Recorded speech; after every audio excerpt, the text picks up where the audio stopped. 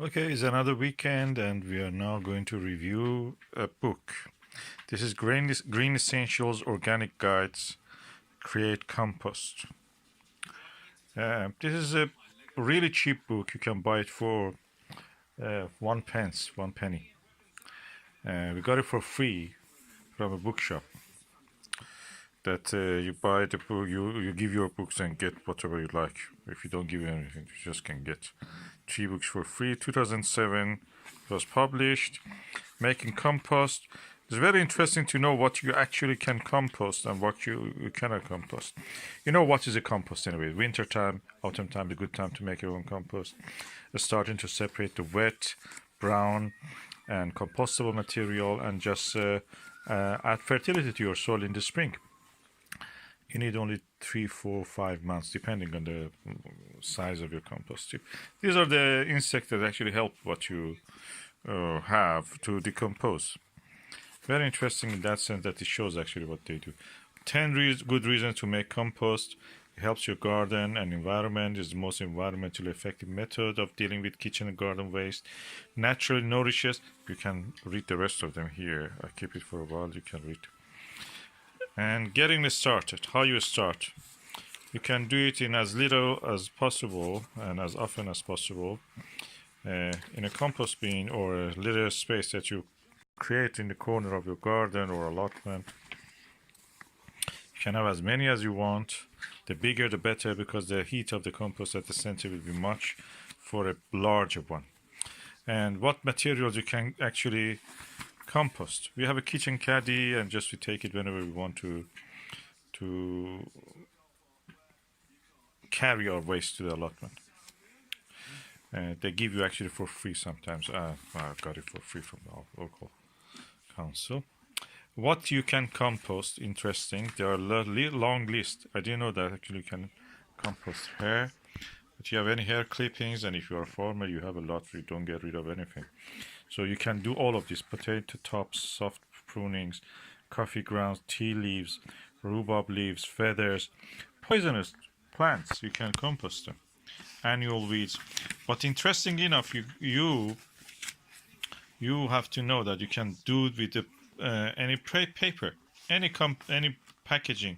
You can just, if it is not glossy too much, you can just compost them. You can even, this is what I want to say, you can even compost things like the bindweed, couch grass, and nettle, the roots of them. You have to do it separate, so don't mix it with the other ones. But when you do that, they're really easy to compost. I've seen people put them in the sun. I did it myself, and they just go dry immediately in less than a week. Then you can compost them separately if you want, or with others. Or somebody else I've seen they put in a bucket of water. They decompose. These are full of nutrients because rats like this, especially the bindweed. Rats like them. They collect them because they're like nuts for them. They go crazy for that. You can compost mold, leaf mold. All the leaves. This autumn, you may have a lot of leaves. You can ask even when they come and clean the sweeping the streets, you can get them. But you cannot compost this material. Meat and fish bones, and all. I've seen somebody in Ireland was saying that they compost everything. Why we say don't compost this thing? They say because of the rats. He says no matter what you do, rats will be there all the time. So if you don't have a place to actually live in the countries, you don't have any place to, or that don't come really frequently for taking your rubbish. So it's the best way is just to compost everything together. And it works for them. I think that YouTube channel I saw it is Red Garden.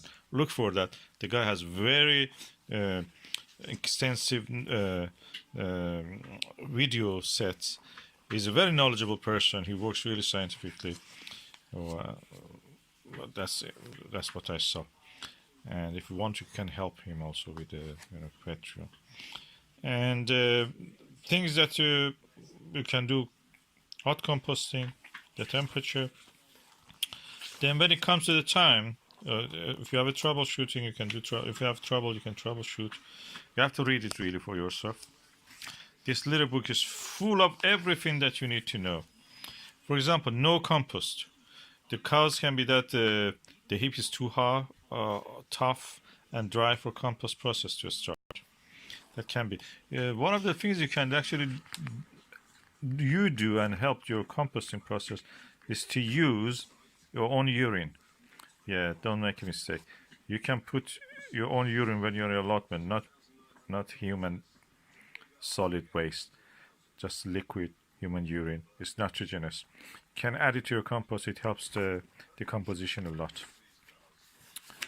And yeah, anybody who comes to your allotment, you can ask them to contribute to your compost heap. And actions station, use the cold heap method if you don't have got enough material, enough mulch material to compost. So what I have done, for example, with the leaf mold, I use the cold method. I use the thick layer of the leaf and then covered it, and in the spring I removed it, and most of it was composted to a level, not complete to level of soil, but it was composted, and I could directly plant my stuff into it. This is a really good book. In 65 pages, it has everything that you must know. And there are more books like this. They have a series of books about the lawn, fruit, wildlife, roses, compost, plants, slugs, vegetables, birds, pests, ponds, allotments. You can buy them for very cheap price. Anything, yeah, around 1 pence beside the posting. If you find it interesting, you can also borrow from your local library or wherever you like. So when it was published, this book was $3.99, around £4. In US dollar, this was about $6, probably $6, yeah. Now you can buy it for 1 cent, 1 penny on the internet. Postage maybe a little bit adding to that, but that's it. It's worth every penny you spend on this. If you were clever enough, you were reading it when I was reviewing it, so you can stop every page and just read it. But if you're not that stingy, you can go and buy it, actually.